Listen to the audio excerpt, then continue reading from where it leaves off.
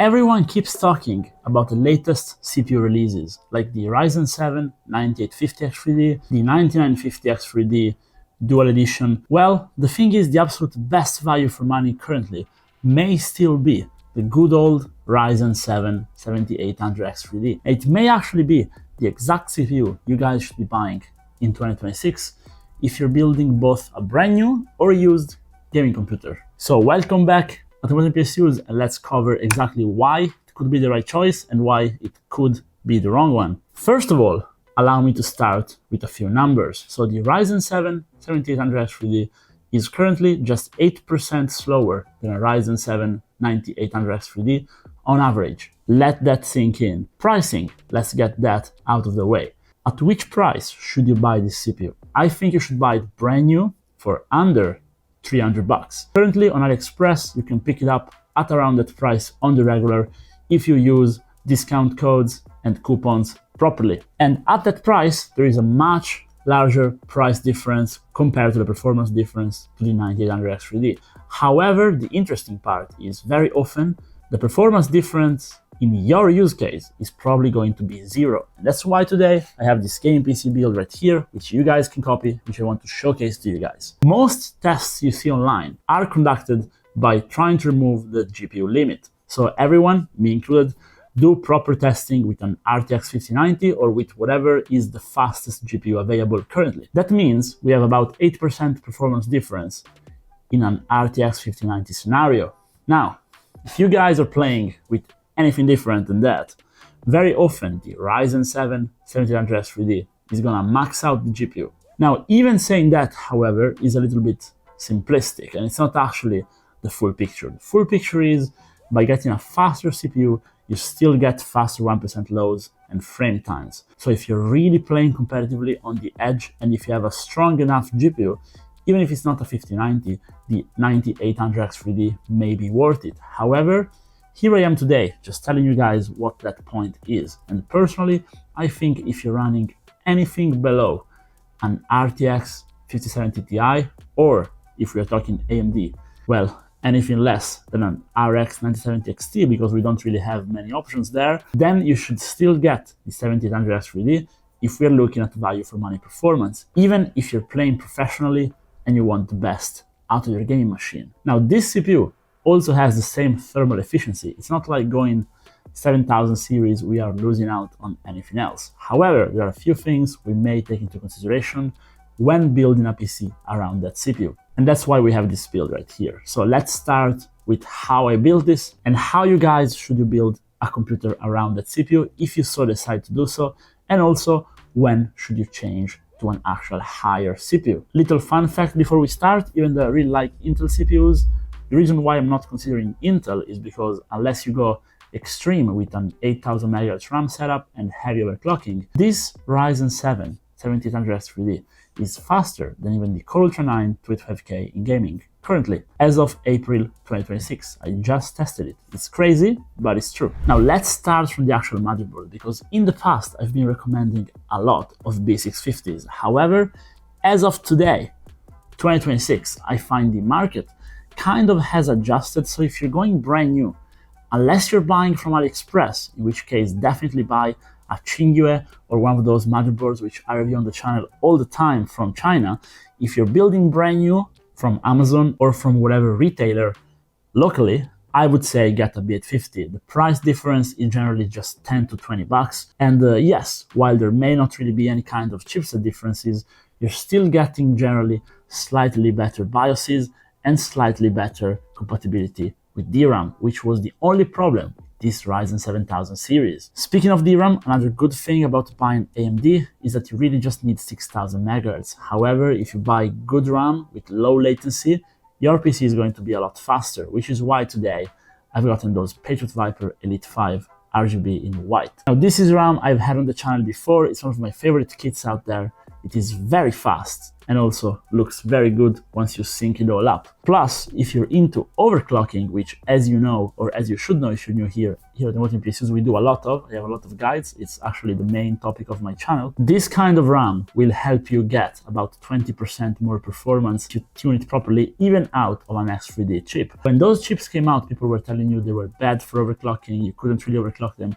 I've done plenty of guides and I've proved over and over that there is a lot to gain by simply doing an FCLK tuning, little bit of curve optimizer, and tuning your RAM after enabling the XMP or EXPO a little bit. However, for that, you do need a bit of thermal headroom. Now, if you're doing a budget build, this is a very easy to cool CPU, so you don't need a huge all-in-one water cooler. However, nowadays, all-in-one water coolers are so cheap that I went with a 360mm all-in-one. We definitely spent a bit on aesthetic on this build, but it wasn't that much because for my all-in-one case and power supply, I went with Mars Gaming. Now, this is a brand which is mostly prevalent in Europe. Unfortunately, if you're in the US, it's tricky to get, but here in Europe, the pricing this brand has is crazy because you get the screen on the all-in-one, which looks very nice. The software is amazing. I covered this all-in-one in the previous version before. This one is the ML Vision 2 360. I covered the ML Vision 1 360 previously, and it was already very good. But here they finally refined the software, which I'll show you quickly. And it's very easy to set up. It's very customizable. You can put whatever video or picture you like as background. But it now finally picks up all the components, all the temperature info, which before it was having issues. And that's the only reason I wasn't really recommending it. And when you buy this all-in-one, this is very well priced compared to the competition. It's about 80 bucks. You're basically getting the LCD screen for free. So if you're after an LCD screen or after some aesthetic in your build, this is what you should get. All-in-ones nowadays, most of them are good. So you should buy based on price and looks because they're all gonna perform pretty well unless you go with something very high-end or with something really low-end. In the mid-range, mid to high range, there's no room for a start of the high-end all-in-one anymore. It's a strange market, but maybe more on that in a separated video, but this is a very good buy. And now having the extra thermal headroom, we can push the CPU a lot more, but we also got some very good airflow for the actual system. In this case, I got the Mars Gaming MC LCDX. We have basically a fully programmable screen down here. It's a proper second screen with no proprietary connectors. It just connects with an HDMI and USB connector to the motherboard. It's very easy to set up. It just gets recognized by Windows. You can even see your BIOS here, do some overclocking here if you like stretched images. The case has a lot of room. You have room not only for a 360mm all-in-one water cooler, but also for an extra 7 fans. And the full bottom is mesh. So in this case, we went with those Gambia's Aorus fans, which are picking up the air from the bottom and pushing it through. And we installed the reverse blade. It's actually pretty cool. You pop out the regular blade and install the reverse one. And they're all synced up, controlled via the motherboard, via the MSI and Istiklal software, as well as the RAM, which is why it looks so pretty, at least in my opinion. Let me know down below if you guys think the build is cool, or if it's not very cool. Let me know how I can make it cooler. But we see that airflow is so good because I went with a pretty unique model here of RTX 5060 Ti, 16GB from MSI. It's a slightly higher end one because currently the GPU market is a bit weird, so this is the best one I could get. Review of that coming soon on the channel, by the way. It's a cool card. And I'll show you quickly the final result of this build, and I'll show you just how cool the GPU is running. It's absolutely crazy. This is the stock performance, by the way. If you go ahead and undervolt/overclock it, you can expect about a 20% performance uplift. But then again, your temperature is still going to be very good. Few words on the power supply because Mars Gaming is expanding there too. So this is a gold unit, ATX 3.1 compatible.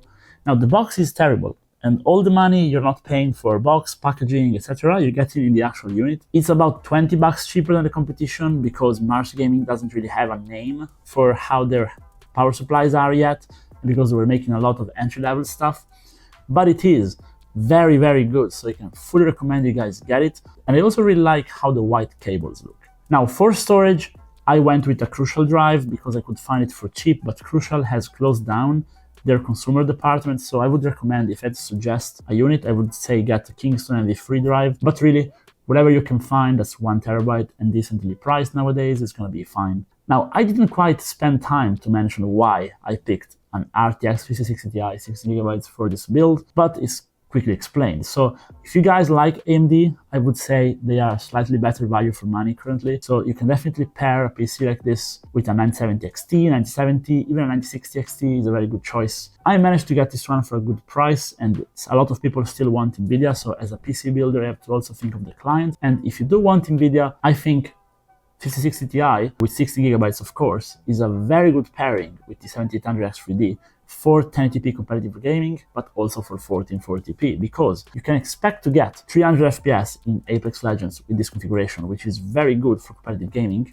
and you can actually get 360 Hz maxed out on Fortnite. So this is literally the competitive gaming spec I would get nowadays if I had to build a PC for it. And even in Warzone, we are well over the 240 FPS mark. Of course, all of this with competitive settings. So most stuff on low, except what we really need to see the enemies. So to wrap this up, even if you have the extra money to spend, very likely you should still get 7800X3D, unless you're going with a very high-end GPU, or planning to get one in the future, of course. But even there, the performance difference is going to be very minimal, so don't buy into the hype, and I would say don't get randomly a Ryzen 7 9850X3D just because you think you need it. You probably don't. But as usual, I want to hear what you guys think. Do you guys think this is good in 2026 or not? Did you have any bad experiences with this CPU? And also, let me know what you think about this build, and see you guys in the next one. Bye-bye.